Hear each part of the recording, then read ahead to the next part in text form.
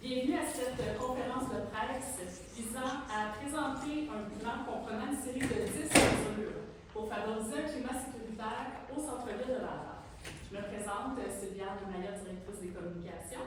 Pour le bénéfice de toute la population, cette conférence de presse sera intégralement captée et diffusée sur nos plateformes en différé.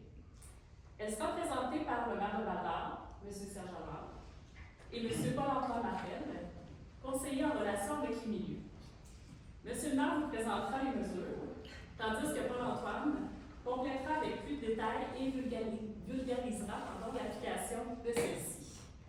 Et finalement, j'aimerais saluer le média présent, donc Attendez la route du Canada, merci de votre présence. Alors, je laisse donc la parole à M. le maire et à M. Martel. Bonjour à tous, il me fait énormément plaisir d'être ici aujourd'hui pour présenter ce plan-là. Ça fait 6 mois qu'on est le nouveau conseil est élu. On a annoncé quand même beaucoup de choses, on a pris beaucoup de décisions, je pense qu'on a eu beaucoup de courage. Et sur le côté social, on disait maire économique, mais je suis devenu de plus en plus social. Je ne suis pas le droit de devenu de plus en plus économique. Malheureusement, non. Donc, particulièrement fier d'annoncer ce plan-là, que le Conseil appuie au complet. 10 points. Le premier, lever du moratoire sur les peines d'emprisonnement en cas d'infraction aux règlements municipaux. La Ville de Val-d'Or lèvera le moratoire sur les peines d'emprisonnement en place depuis que la Commission vient en a fait la recommandation en 2017. Cette démarche vise à rétablir une gradation des conséquences en cas d'infraction, tout en offrant un levier supplémentaire aux autorités. Les changements au Code de procédure pénale du Québec adoptés en 2021 rendaient caduc ce moratoire. Donc, je te cède la parole. Bien, en fait, pas mal tout est dans la description que vous venez d'en faire, monsieur le maire. Le moratoire avait été mis en place parce qu'il y avait eu probablement abus d'utilisation des peines d'emprisonnement afin de faire cesser certains comportements, voire même de lutter contre l'itinérance jusqu'à un certain point. Et le moratoire avait été jugé pertinent et nécessaire à ce moment-là. La Ville avait accepté sans hésiter d'adopter ce moratoire-là. Par contre, comme il a été mentionné, le Code de procédure pénale a changé. Maintenant, les demandes de mandat d'emprisonnement pour non-paiement de contravention sont beaucoup mieux balisées. Il n'y a pas de juge, on n'a pas de juge municipal, hein, c'est des juges itinérants qui viennent ici. Il n'y a pas de juges qui vont demander des mandats pour punir la vulnérabilité, l'itinérance, la santé mentale. Donc, c'est comme s'il y avait cette espèce de coussin de protection-là qui évite les abus. Par contre, le contrepoids, c'est-à-dire d'un autre côté, il y avait le fait que la demande de peine d'emprisonnement pour des gens pour qui ça aurait été la solution adéquate, des gens qui sont en capacité de payer les contraventions, mais qui ne le faisaient pas, par exemple, eh bien, c'était un outil qui n'existait plus. Donc, de rendre justice devenait beaucoup plus compliqué. C'est comme si on avait renoncé à une partie des leviers qui existent pour une municipalité pour rendre la justice et assurer la paix sociale qui n'était plus disponible.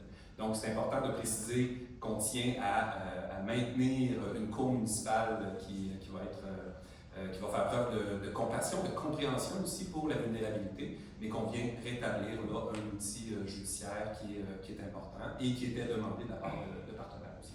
Je pense qu'il est important de mentionner, tu me corrigeras si je me trompe, que ce qu'on vise, c'est la délinquance et non l'itinérance. Je ne pensais pas qu'on vise l'itinérance, on vise la délinquance. Je pense que c'est un outil qui va être utile pour les autorités pour combattre ça. Deuxième point, modernisation du programme PAGIC. La Ville entend s'inspirer de meilleures pratiques au Québec afin de maximiser les retombées de son programme d'accompagnement, justice et intervention communautaire PAGIC, PAJIC, mis en place en 2018 afin d'assurer des résultats concrets et mesurables. Ce programme vise à accompagner des personnes en situation de vulnérabilité en proposant des alternatives au système judiciaire traditionnel, notamment par des interventions psychosociales et une approche axée sur la responsabilisation et la réduction de la judiciarisation. Cette démarche permettra de mieux évaluer l'intervention, l'efficacité des interventions et d'ajuster les actions aux besoins en collaboration, je dis bien en collaboration avec les partenaires concernés. Le PAGIC Val-d'Or a fait preuve d'innovation à l'époque en devenant une des premières villes où il y avait un PAGIC qui était en opération. Donc l'idée, c'est pas simplement des travaux communautaires, il y a toute une série de mesures d'accompagnement qui sont offertes aux gens, plutôt que de simplement les tapes sur les doigts ou d'exiger un paiement rapide et immédiat de contravention pour des infractions et des règlements municipaux. L'idée, c'est que depuis 2018, il y a eu des PAGIC qui se sont implantés dans différents endroits au Québec. Il y a toutes sortes de bonnes pratiques qui se sont développées. Et du côté de la Cour municipale, il y a eu du changement de personnel. Et l'intention de départ, c'est un peu effiloché de notre côté. Fait que l'idée, c'est d'essayer de voir comment on peut mieux collaborer avec l'organisme porteur du PAGIC, qui est le Centre d'amitié autochtone ici, puis voir quelles sont les meilleures pratiques pour faire du PAGIC vraiment un outil pour soutenir les gens. C'est important de se rappeler que le PAGIC n'est pas un outil de répression. C'est un outil avec lequel on peut intervenir auprès des gens pour qu'ils puissent reprendre du pouvoir sur leur propre vie, mais qui cessent les comportements qui sont dommageables aussi pour le bien public. Donc, on croit énormément au PAGIC et on souhaite tout simplement tout faire pour en faire le programme le plus efficace possible, au bénéfice non seulement des personnes qui y participent, mais de la communauté val-d'Oriente dans son entier. Merci beaucoup. Point 3, renforcement de l'application des règlements municipaux. La Ville souhaite réaffirmer l'importance du respect des règlements municipaux dans les espaces publics. L'objectif est de rétablir un cadre d'intervention clair et cohérent, contribuant à freiner certaines problématiques observées et améliorer la qualité de vie au centre-ville. J'ajouterais, qui n'est pas dans le texte, que c'est sûr que durant la campagne électorale en 2025, ce sujet était continuellement abordé. Je vous dirais que le premier thème abordé quand on rencontrait des gens, puis Dieu sait que j'en ai rencontré, c'était le respect des règlements municipaux, aller faire quelque chose pour ça. Donc, c'est un peu en lien avec ça. Pas grand-chose à ajouter là-dessus, à part peut-être qu'il y a une intention claire, notamment dans les parcs du centre-ville, d'être beaucoup moins tolérant pour la consommation d'alcool et d'autres substances. Voilà. Essentiellement, c'est ça. Évidemment, ça va se faire en collaboration avec nos partenaires à l'application des règlements. Vous allez voir, il y a d'autres mesures un petit peu plus tard pour nous aider à faire. Les actions sur le terrain, point 4. Aménagement de la scène du parc Albert Dumais, qui est le parc ici au centre-ville. La Ville mettra en place des aménagements visant à mieux encadrer l'utilisation de la scène du parc Albert Dumais. Celle-ci sera désormais fermée lorsqu'elle n'est pas utilisée pour des spectacles ou des activités. Cette intervention a pour objectif d'améliorer l'utilisation de cet espace public, protéger l'intégrité de l'infrastructure et favoriser une cohabitation harmonieuse entre les usagers. C'est un espace important au centre-ville, la scène du parc Albert Dumais. Malheureusement, quand vient le temps de tenir des événements, souvent il y a un grand nettoyage à faire. On a vu également des actes de vandalisme aux infrastructures. Nos équipements de son et d'éclairage qui sont installés sont vulnérables, si on veut. Il y a eu un gros graffiti, je ne sais pas si les gens l'ont remarqué, qui a été gratté, mais il reste comme une espèce de graffiti fantôme qui ne paye pas de mine, disons, c'est pas très chic. Fait que l'idée, c'est d'installer une barrière qui va permettre de protéger et d'assurer la propreté, puis une utilisation à des fins de rassemblement public et pour l'ensemble de la population. L'idée n'est pas de chasser qui que ce soit du parc, mais on souhaite une cohabitation, c'est-à-dire que tout le monde s'y sente bienvenu. Donc, ça vient rejoindre un peu, comme vous disiez, M. le maire, le point précédent, l'application des règlements municipaux. La scène du parc Albert Dumais n'est pas un lieu de rassemblement, puis un lieu de consommation de drogue et d'alcool. Donc, on souhaite protéger l'infrastructure, mais assurer un meilleur vivre ensemble également dans ce parc qui est en pleine 3e avenue. Et ça a un impact, évidemment, sur le sentiment de sécurité des gens, ce qui se passe dans ce parc-là. Je répète qu'on vise une cohabitation dans le parc et non à chasser qui que ce soit.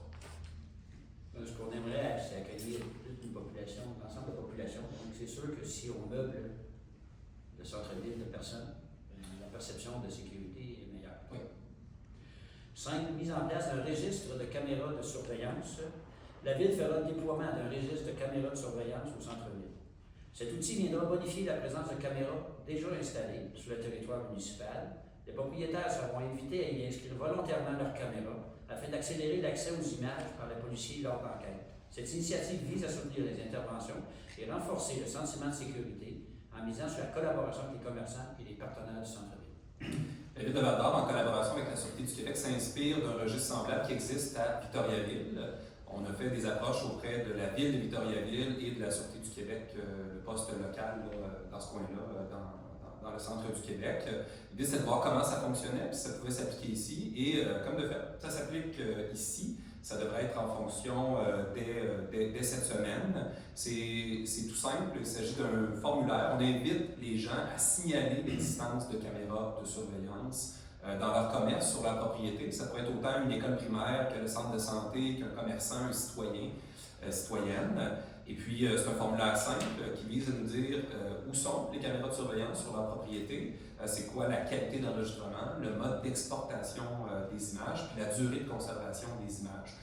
C'est important de préciser que nous n'accumulerons pas ces images-là. Il n'y aura pas de surveillance en temps réel qui vont se faire. L'idée, c'est que la Sûreté du Québec, en cas d'intervention, de besoin d'intervention rapide, suite à un accident, suite à un méfait, suite à un crime, suite à une disparition, par exemple. On voit ça souvent, il y a des fugues, par exemple, ou des gens qui peuvent être vulnérables, qui ont disparu. Si on veut retracer leur parcours, bien, en ce moment, il faut aller cogner à toutes les portes et dire bonjour, avez-vous une caméra de surveillance? Non. Bonjour, avez-vous une caméra de surveillance? Les policiers vont maintenant pouvoir consulter un outil, qui seront les seuls à pouvoir consulter, qui va leur dire où sont les caméras de surveillance pertinentes et communiquer directement avec les propriétaires de ces caméras-là pour améliorer l'efficacité de leurs enquêtes et de leurs recherches. Donc, c'est quelque chose de tout simple qui, évidemment, est gratuit et qui va être mis en place là, dès cette semaine. Et c'est à noter qu'on avait déjà des caméras de surveillance, certaines caméras de surveillance, puis que cette information-là n'avait pas nécessairement été communiquée.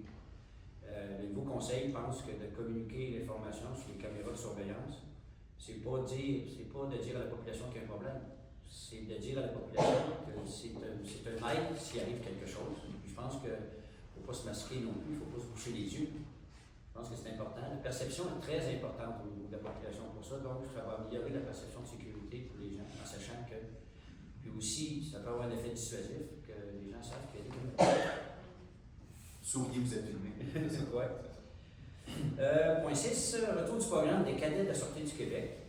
On l'a dit tout à l'heure, on va avoir plus de sécurité, on peut peut-être essayer de faire respecter plus les règlements, mais ça prend du discours à faire. Donc, on a un retour du programme des cadets de la Sûreté du Québec. Dès le début de juin, le programme des cadets de la Sûreté du Québec sera de retour avec une équipe de 4 cadets. Ceux-ci effectueront des patrouilles à pied et à vélo au centre-ville, axées sur la prévention et le contact avec la population. Leur présence contribuera à renforcer les sentiments de sécurité et à soutenir les actions déployées sur le terrain. La Ville de Val-d'Or participe financièrement à cette initiative. Ça fait plusieurs années maintenant que la Ville contribue au déploiement de ce programme-là estival à Val-d'Or. Pendant un certain temps, c'était 2 cadets sur lesquels on pouvait compter pendant l'été. Maintenant, c'est 4 cadets, ce qui permet d'avoir une meilleure couverture. Ce que font les cadets, ils ne font pas des arrestations, des interventions, ils ne donnent pas de billets de contravention. Ils sont vraiment là pour faire de la prévention, de la sensibilisation, être des yeux sur le terrain et pouvoir intervenir ou être présent lors d'événements. Puis en plus, on contribue à la formation. C'est une formation qui est très pertinente pour des étudiantes et étudiants en technique policière. Donc, il y a toujours une belle collaboration avec les cadets lors des grands événements ou encore lors d'une belle journée. Ils sont là, ils peuvent faire de la prévention à vélo. Ils peuvent je sais pas, être présents, aller discuter avec les commerçants, vraiment être des yeux, voir des phénomènes qui se produisent, puis alimenter d'autres interventions comme ça. Donc, c'est un retour. Ça fait au moins 4 ans maintenant qu'il y a 4 cadets simplement à Val-d'Or. Merci beaucoup. Point 7, retour de l'escouade des agents de la 3. L'escouade des agents de la 3 sera également de retour pour la saison estivale. Cette présence accrue sur le terrain permettra d'assurer une surveillance, d'offrir de l'information et des réponses aux citoyens et aux commerçants, ainsi d'agir de façon proactive afin de prévenir les enjeux. Les agents de la 3, c'était une initiative pilote l'année passée. Ça reste un projet pilote encore cette année, auquel on donne un peu plus d'ampleur. L'idée derrière ça, c'était d'avoir on appelle ça des médiateurs sociaux. C'est des gens qui peuvent venir se mettre entre des personnes vulnérables et le reste de la population, notamment nos travailleurs. C'était ça un peu l'idée de nos travailleurs du service culturel, qui étaient dérangés parfois dans l'installation des scènes de spectacle lors des événements au centre-ville.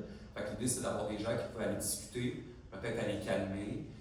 C'est pas des gens qui vont faire, encore une fois, des interventions physiques, qui vont donner des billets d'infraction, mais c'est vraiment des présences bienveillantes au centre-ville. Ça, c'est un volet de ce qu'on souhaite pour les agents de la 3, mais c'est des gens qui vont se balader, qui vont être des yeux, eux aussi, sur le terrain. S'ils repèrent des graffitis, par exemple, des endroits où il y a une accumulation de déchets, ça pourrait être, je sais pas moi, un enfant perdu.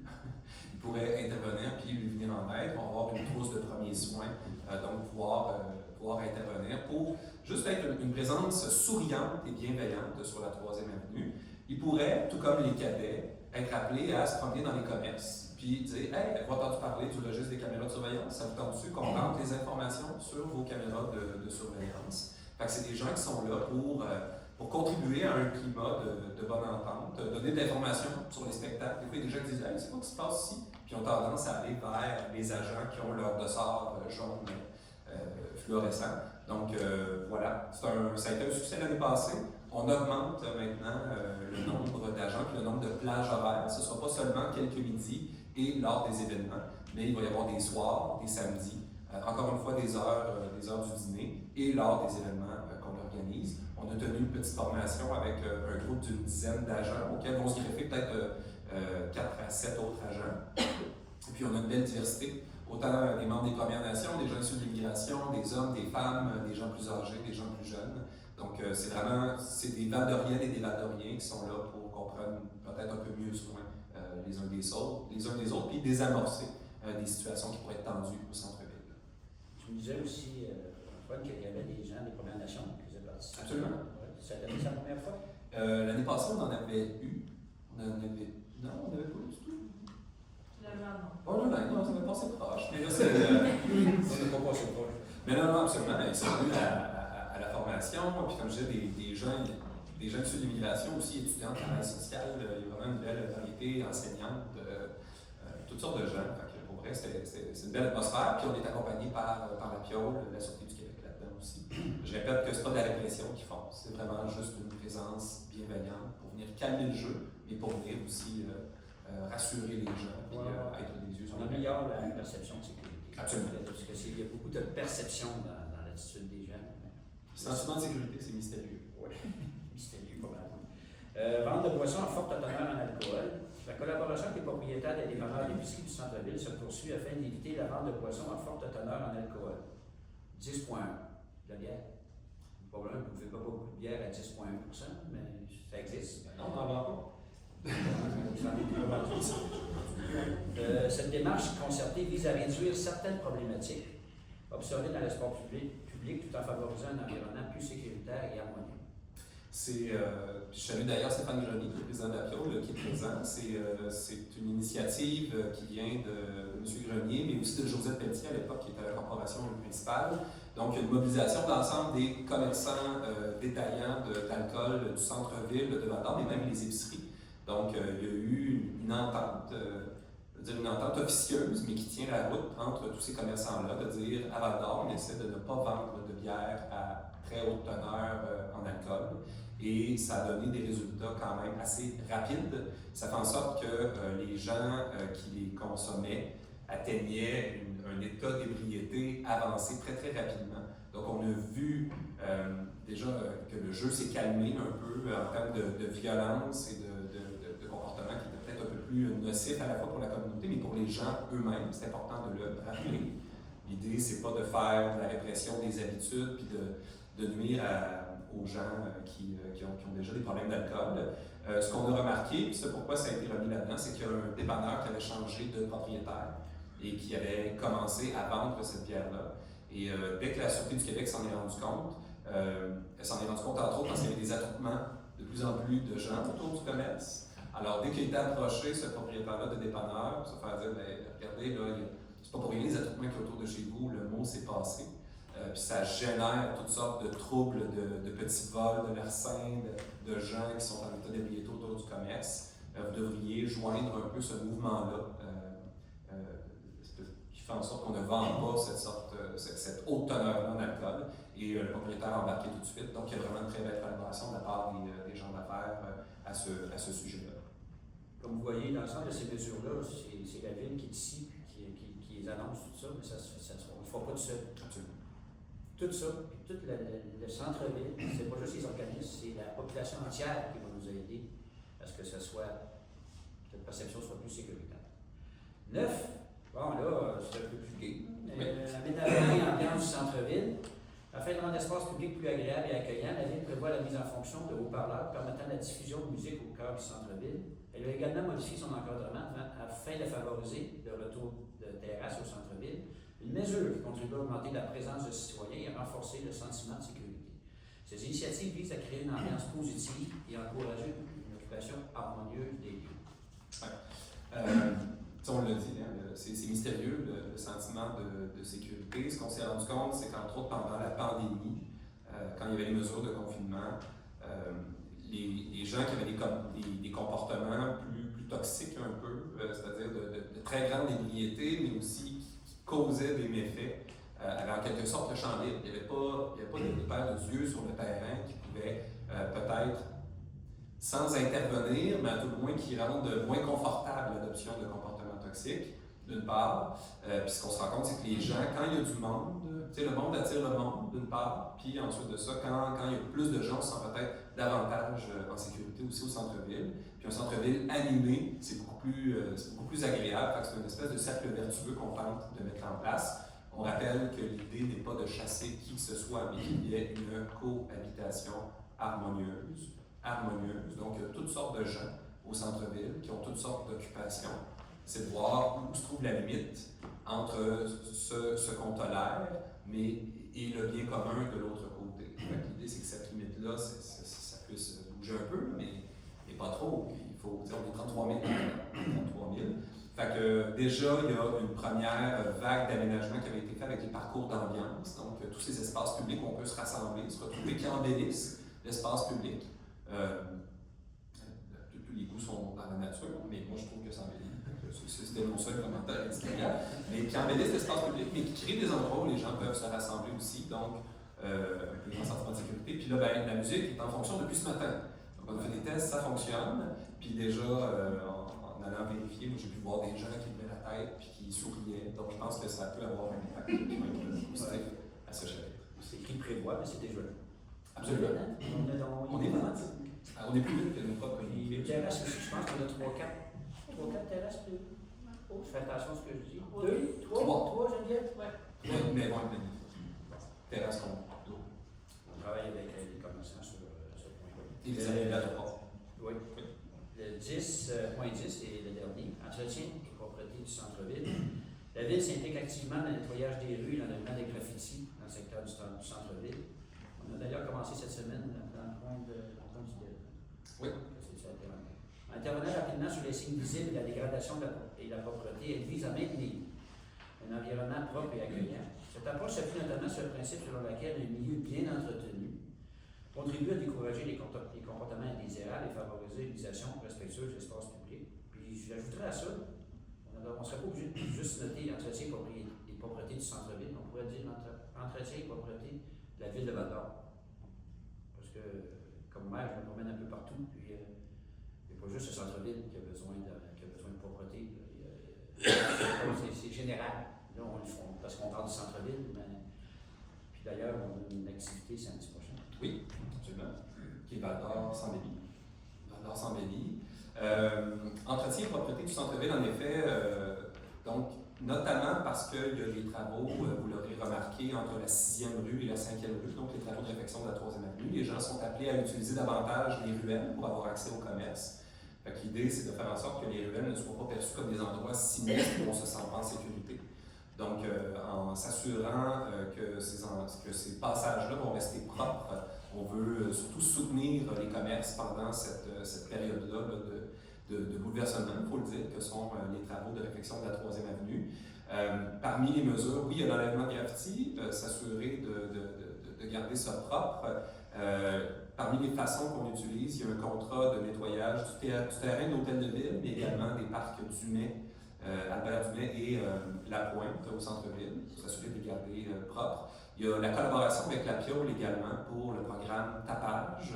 On va donner un coup cet été avec les Tapageurs, qui est un programme magnifique, qui est en pleine expansion partout au Québec, mais on était là avant que la vague commence. Donc je salue les partenaires de la Piole qui font un travail remarquable avec le programme Tapage. Oui, il y a la sandwicherie, mais aussi les plateaux que la ville achète, si on veut, depuis, ça va être la 4e année maintenant, je regarde M. Grenier. Donc c'est une fois par semaine, mais là en début d'été, ça va être 2 fois par semaine. Donc, les tapageurs sont recrutés le jour même ou la veille, font 3 heures de travail accompagnés d'une intervenante ou d'un intervenant, sont payés contents à la fin de leur quart de travail. C'est bon pour leur sécurité économique, c'est bon pour leur estime d'eux-mêmes.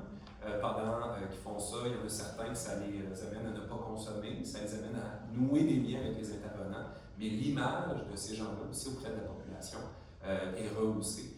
Ça nous permet, c'est dommage qu'on soit obligé de passer par là pour s'en souvenir, mais quand il y a des personnes vulnérables, souvent on voit la vulnérabilité, mais on ne voit pas le potentiel. Et c'est ce que le programme Tapage permet. On met à contribution le potentiel des gens, puis ensuite de ça, ils peuvent passer à la sandwicherie, puis il y a une progression qui se fait là-dedans. Donc, non seulement on rend la vie plus belle physiquement, mais je pense qu'humainement, on la rend plus belle aussi avec le programme Tapage. Puis j'ajouterai à ça les 5 toilettes chimiques qu'on installe maintenant depuis justement 4 ou 5, 2022. Donc, ce sera le 5e été. Qui sont utiles à la fois pour, oui, les gens de la rue, mais pour passer beaucoup de temps au centre-ville, l'hôtel de ville s'y trouvant, puis effectuant plusieurs rondes dans le centre-ville. C'est utilisé par des familles aussi. Ces toilettes-là sont nettoyées 2 fois par semaine, donc sont tout à fait utilisables par tout le monde. C'est un service public là, qui est rendu avec ces installations-là. Donc, voilà. Mobilisation collective, une petite conclusion. La Ville de Val-d'Or poursuivra ses échanges avec ses partenaires institutionnels et communautaires afin d'assurer une mise en œuvre cohérente et efficace du plan. Ça ne se fait pas tout seul. Il y a beaucoup de partenaires. M. Grenier ici, qui est la Piole, la Sûreté du Québec. Des partenaires très importants dans tout ça. Le Centre d'amitié autochtone, partenaire très important. CISAT, partenaire très important. Puis là, je ne peux pas tous les nommer parce que je risque d'en oublier un en nommant, mais j'ai nommé ceux avec lesquels on pense qu'on collabore. La Chambre de commerce. La Chambre de commerce. Il faut penser à ceux que. Et nos différents services. Je les côtoie tellement souvent que j'ai tendance à les oublier. C'est ce qui arrive souvent. Donc, c'est réellement un travail d'équipe. L'équipe, puisque le travail qui est fait ici depuis plusieurs années, nous autres, un nouveau conseil, un nouveau maire, pas sûr qu'on était conscients de tout le travail qui était fait. Là, on s'en rend compte. Moi, je m'en rends compte personnellement. Le conseil aussi, qu'il y a beaucoup de travail qui avait été fait. Est-ce que c'était suffisamment communiqué? J'en suis pas sûr. Ce qu'on essaie de faire comme nouveau conseil aussi, de communiquer beaucoup avec la population, d'expliquer ce qu'on fait, pourquoi on le fait. Puis, je pense que c'est bien reçu de la part de la population qu'on veut le faire aussi dans ce cadre de ce programme-là. Elle consultera également les commerçants afin de valider et de mesurer les impacts des mesures déployées. Ces mesures témoignent de notre volonté d'agir de façon concrète, responsable et concertée. Nous voulons un centre-ville où chacun se sent en sécurité et où la cohabitation est possible, dans le respect de tous. Je suis confiant que ce plan nous permettra d'obtenir des résultats durables pour améliorer la fréquentation du centre-ville et le sentiment de sécurité. Toujours, puis je le dis depuis qu'on est là, c'est toujours dans l'équilibre. Quand on juge un gouvernement, que ce soit municipal, provincial ou X, où les gens font quelque chose, on dit « Ouais, mais ça, vous ne faites pas ça correct. Vous ne faites pas ça correct. » On ne regarde pas tout le temps l'ensemble de l'œuvre. C'est probablement ce qui est le plus dur quand on a affaire, c'est d'avoir un certain équilibre. On va avoir un équilibre que les gens se sentent en sécurité, mais il y a des gens qui sont là, il y a des gens qui ont des problèmes. On se doit de tenir compte de ces gens-là ici. Parce que si on n'a pas nécessairement choisi ça, donc. Puis on a des problèmes institutionnels de s'occuper de ces gens-là. Ça nous retombe souvent sur les épaules de la municipalité, parce qu'ils sont à côté de chez nous. Les gens pensent souvent que c'est notre responsabilité première, mais ce n'est pas notre responsabilité première. Je regarde M. Grenier, il vit avec ça lui aussi. On travaille, on collabore très très bien ensemble, je crois. Puis on va continuer à le faire. C'est quelque chose qu'on va tendre à améliorer. On ne peut pas éliminer ça. On va juste l'améliorer. Puis si vous lisez un peu ce qui se passe dans les journaux, tout ça, on n'est pas la seule ville. Il y en a de plus en plus. C'est malheureux qu'il y ait beaucoup de richesses qui se créent. Il y a beaucoup d'écarts de richesses qui se créent aussi. Puis ça vise l'ensemble des villes de la province de Québec. Ça vise aussi Malartic, ça vise aussi Amos, ça vise aussi Rouen. Évidemment, nous avons contacté. Donc, on est souvent contacté pour les mesures. On est souvent contacté pour les mesures qu'on prend. Fait qu'il faut avoir une compréhension de ça. Il faut que les gens soient. C'est pour ça qu'on va essayer de le communiquer et de le mieux expliquer possible. On travaille très bien ensemble. Vas-y, je suis rendu social.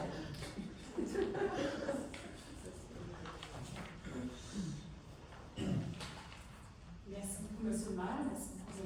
Martel. Donc, c'est ce pour un climat sécuritaire